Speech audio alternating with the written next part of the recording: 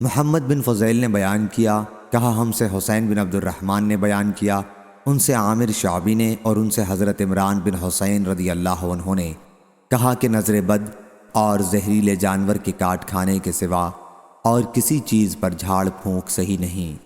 حسین نے بیان کیا کہ پھر میں نے اس کا ذکر سعید بن جبیر سے کیا تو انہوں نے بیان کیا کہ ہم سے حضرت ابن عباس رضی اللہ عنہ نے بیان کیا کہ رسول اللہ صلی اللہ علیہ وسلم نے فرمایا، میرے سامنے تمام امتیں پیش کی گئیں، ایک ایک دو دو نبی اور ان کے ساتھ ان کے ماننے والے گزرتے رہے، اور بعض نبی ایسے بھی تھے کہ ان کے ساتھ کوئی نہیں تھا۔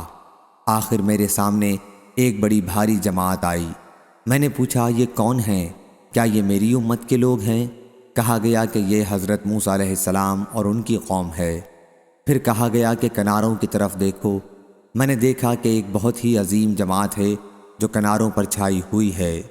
پھر مجھ سے کہا گیا کہ ادھر دیکھو آسمان کے مختلف کناروں میں نے دیکھا کہ جماعت ہے جو تمام افق پر چھائی ہوئی ہے۔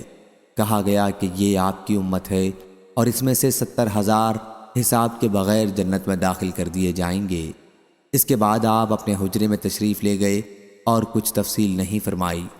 لوگ ان جنتیوں کے بارے میں بحث کرنے لگے اور کہنے لگے کہ ہم ہی اللہ پر ایمان لائے ہیں اور اس کے رسول کی اتباع کی ہے، اس لیے ہم ہی صحابہ رضی اللہ عنہم وہ لوگ ہیں یا ہماری وہ اولاد ہیں جو اسلام میں پیدا ہوئے، کیونکہ ہم جاہلیت میں پیدا ہوئے تھے۔